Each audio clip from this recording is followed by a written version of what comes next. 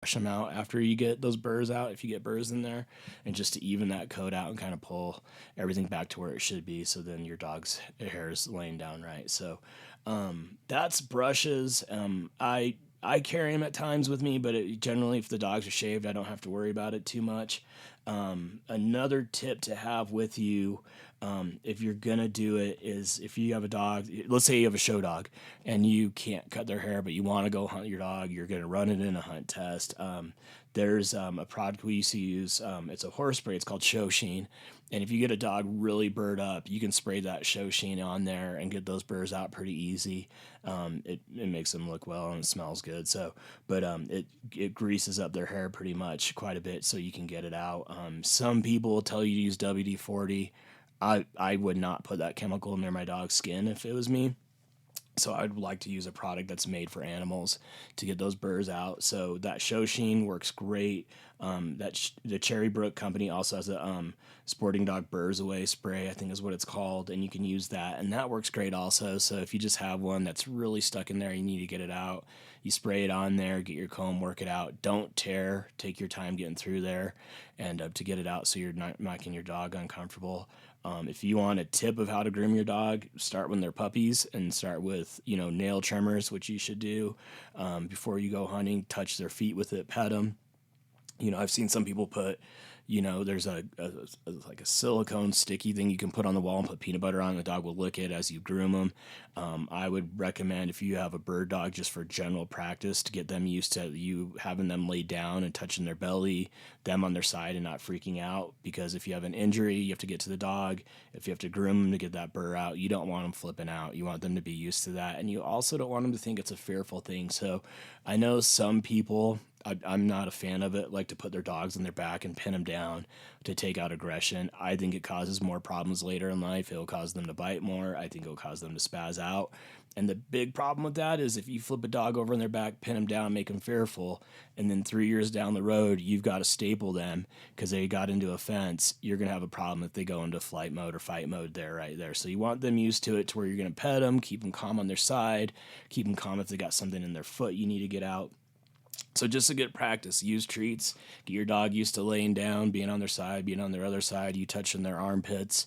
That's a cut you never want. I had it happen to a dog in North Dakota about 20 years ago.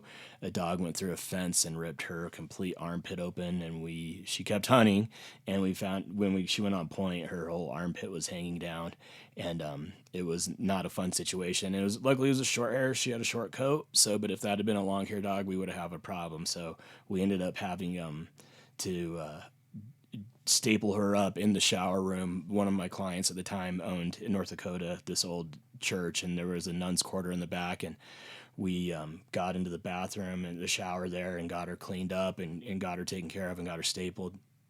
But going to Catholic school as a child, being in the nuns' quarters in the shower, doing stuff like that was a little strange for me. But we got through it and got the dog stapled up. But it ended up being not a good injury. I tried to staple the dog the best I could because her skin was hanging down. When we got her back down to Colorado, they actually had to graft the skin out and redo the skin tissue so it grew back. But it was all we could do because she had flapping skin everywhere. So again, man, we're going to talk about first aid kits here in a little bit and something I recommend with that. But make sure your dog's used to being laying down on their side, because when they're bleeding and you're stressed because you're trying to get them stapled and they're hurt, it's the last place you want to be fighting a dog and struggling with it. So we're going to take a break here for a sec. I'm going to go outside, get a good fresh air, and come back in. We're going to talk about goggles, boots, first aid kits, and some supplements for dog food we can cover with you guys too. So again, hope you guys are all liking this. Hopefully it's information that just makes your hunt go a little bit more successful.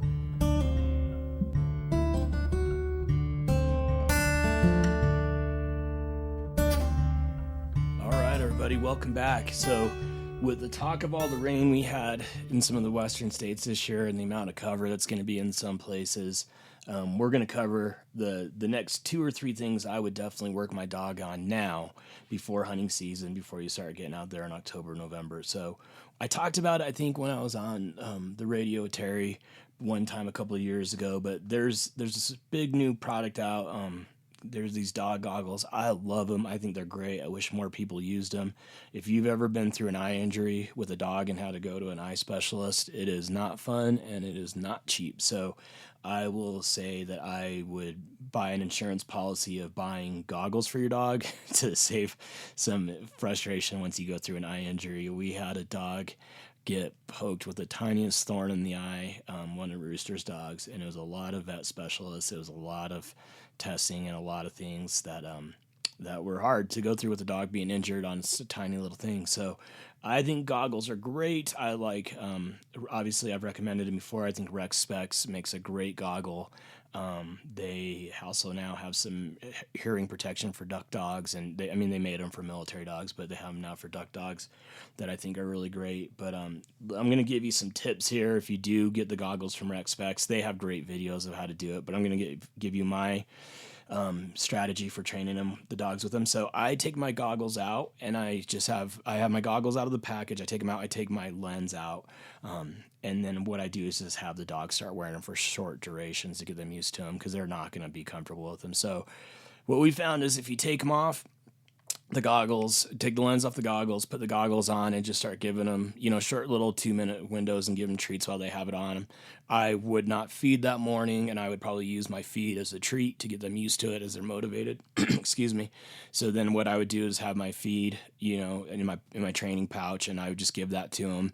I'd start off on their dog bed, and then I'd start walking them around the house to get more familiar with it.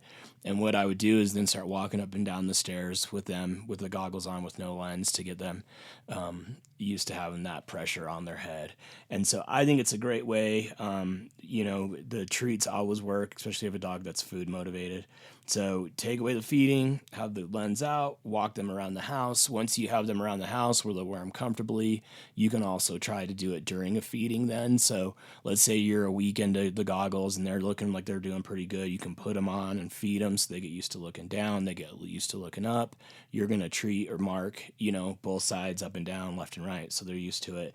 And then what I do is start taking them out on the front porch. I may get them used to them out there, take them in the backyard, up and down the stairs of your deck, let them run around in the backyard with it. And once they start getting used to that, then I start doing walks around the neighborhood with them. And then that just gets them used to moving more with those lenses on. And then another tip, so Rex Specs makes 2 or 3 different lens types you can do.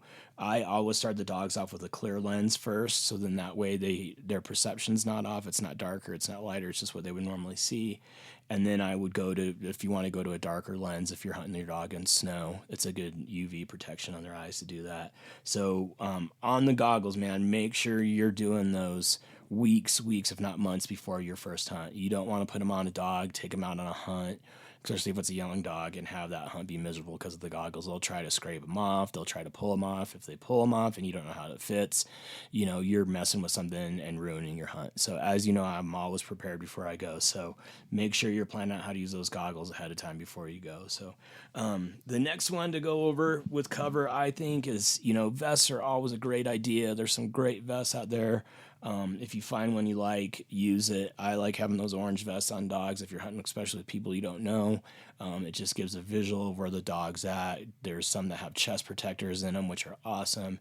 One of my clients, he hunts a lot of grouse up in the mountains in September, and he had a dog get hit in the chest and punctured by a stick grouse hunting, so he runs his dogs on vests with chest protectors, which is another great thing to do with this cover. But again, make sure your dog's used to wearing it before you go out hunting. You don't want opening day you're throwing on goggles and a vest on your dog and they're just freaking out. Then they don't want to leave the truck. So that's going to be more on you than your dog. So there's a ton of companies that make vests. I know my one client, he really likes the Filson vest that dogs they make, and there's some other ones. Just do some research on them, read reviews of people that what they don't like on them. But I would definitely get the orange one if you're an upland hunter. The next one with the cover that we have, and I think it's going to depend on the cover some years too, is burrs and cactus and everything prickly on the ground that the dogs run through is boots. So I am a huge fan, and I've always for years recommended rough wear dog boots. I think they're phenomenal.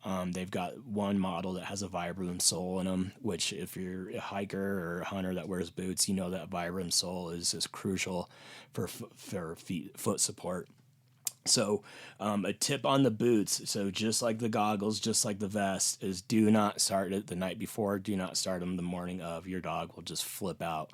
I will tell you, it is hilarious to watch them when you first put boots on them, but try not to laugh. Try to be supportive because they'll flip, they'll flop. It takes away everything of their gait they're used to. So, again, start with the boots around the house, start with the boots in the backyard, get them used to it, walks around the block, walks to the park and back. And then once you have that, then take them out in the field. Another tip I will tell you on boots is buy a backup pair. So every year at Roosters, we find boots everywhere and we have a big pile of them by the end of the year. And so I would almost bet you're going to lose a boot no matter where you go. And so I would have a backup pair so you're not running out of them. Dogs Unlimited has some really good videos. If you go to their, I think it's on their YouTube channel, of how to put boots on properly, and I think Alan does a great job on describing that. So I will let Alan give you the tips of how to put them on, and he is obviously a professional with Dogs Unlimited that knows how to do those things. Uh, you put them on before, get them used to them, but how to strap them in, everybody's got a different strategy, and I think Alan has some good tips you should definitely look into. So those are just some tips. So goggles, boots, and chest protectors, I think are a great tip for dogs. Again, everything is going to be put them on before the trip, months, if not weeks, if not months before you go, so your dog's used to them. It makes a big difference. Again, it'll make your hunting experience so much better if your dog's used to it. Obviously, if you're hunting in a place with no cover, and it's flat, you're going to go, man, do I really need it? But let me tell you, the desert, which is flat and doesn't have a lot of thick cover, has a lot of pokies that can get dogs. And if you've ever been around Jumpin' Cholla down there in New Mexico and Arizona hunting, it is not fun to be in. So I had a horse down in a competition. I think he purposely put me into Jumping Cholla every time we were running dogs down there, but it is not fun and it hurts. So definitely those things make a difference in protecting the eyes, the feet. So then that way you don't get a big swollen foot with an abscess while you're out on a hunt. Those boots do make a difference for that. So I'm going to take a break really quick. We're going to cover two more things to wrap up this first episode of our podcast, which will be dog nutrition and first aid kits. So we'll be right back.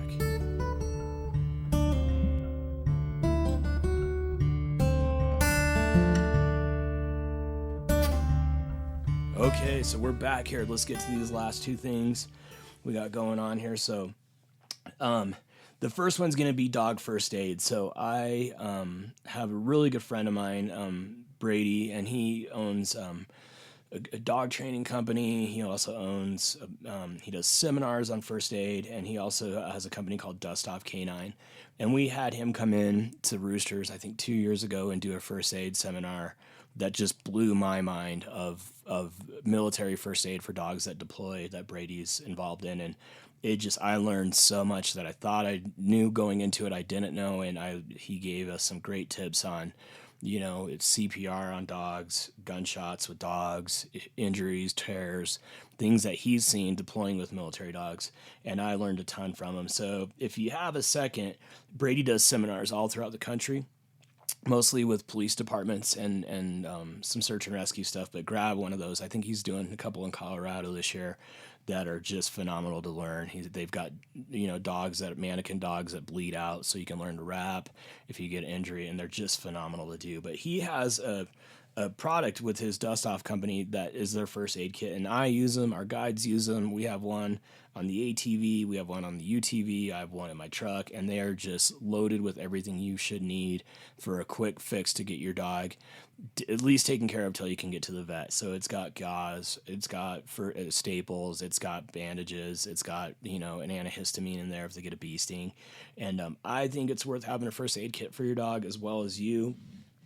I think they're wonderful. Brady also, if you ask him, can probably put a human first aid kit together for you with that company. That's probably better than anything you'll ever see with his experience in the military. So Dust Off K9, great first aid kit. It's going to sound like a total plug for Brady, and it absolutely is, because when he was developing that first aid kit, we had a lot of good conversations, and I asked him why he was putting things in there, and he told me. He asked me questions of things I wanted in there. And the one thing in there you'll definitely want, and you've heard me talk about it too, is the forceps or your Leatherman. If you get a bird, I just had 2 dogs last week get cactuses up in their paws, running in the tune-up, and we had to get Leathermans and forceps out. We've had a porcupine hit. we've used that first aid kit on. Last year we had a first aid kit situation with one of my old clients, Mike. His dog got into a porcupine, and man, that first aid kit, that dog was bleeding out pretty good by the time I got those quills from the porcupine out, and the gauze helped take